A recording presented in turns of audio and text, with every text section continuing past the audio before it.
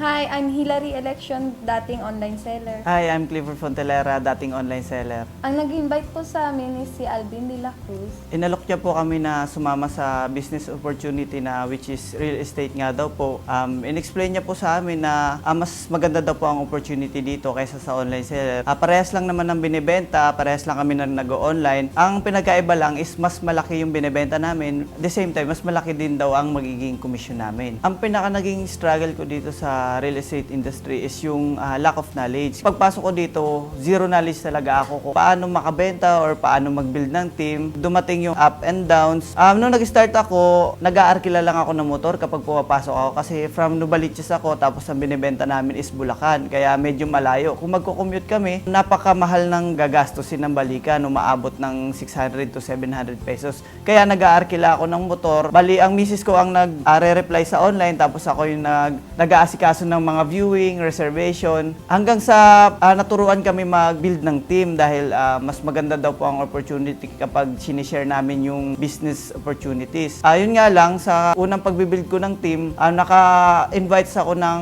mga 27 katao. Lahat po sila nawala dahil hindi pa nga po perfect, hindi ko pa po alam yung mga diskarte kung paano mag-build ng team. Hanggang sa umattend po ako ng mga trainings na binibigay ni Ma'am Julie, ni Boss Che. Doon ko nalaman kung paano talaga mag-handle ng team. Back to unang benta ko, ang naaalala ko is hindi ko pa talaga kaya mag-viewing. Kaya nagpa-assist muna ako kay Sir Alvin, yung nag-invite sa akin. Binuwing niya and then nakuha niya yung loob ng kliyente tapos yung kliyente nagustuhan niya yung bahay. Ganun lang pala kadali maghanap ng kliyente. Kailangan lang kabisado mo lahat ng details at saka process. Yun, nung pinrasis ko sa office, sa unang benta ko, mahirap din talaga kasi hindi ko alam kung saan ako pupunta kapag magre-reserve. Pero kapag tumagal ka na, magiging magaan na lang kasi kabisado mo na lahat. Dati sa pag-online selling namin, ang nakukuha lang namin is pang-araw-araw na pangangailangan. Pagdating dito sa Sure Homes, hindi lang pang-araw-araw na pangangailangan, pati yung luho namin, nakukuha na rin namin. Tapos nakakatulong na rin kami sa mga pamilya namin. Hindi na po kami nanghihingi ng suporta sa kanila dahil dito sa opportunity na binigay ni Sure Home.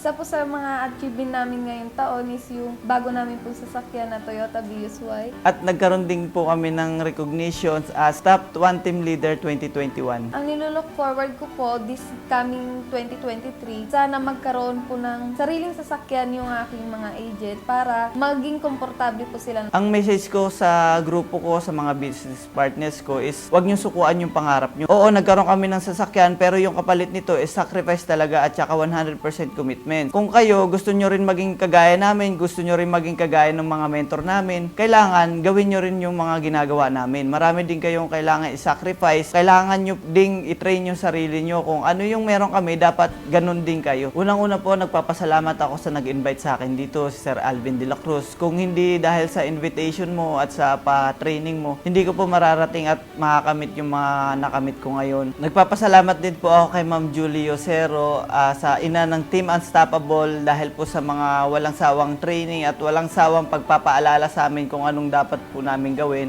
Ako po si Clifford Fontelera, dating online seller. Ako po si Hilary Election, dating online seller. Ngayon, ka-achievers at millionaire na sa tulong ni Sure Homes.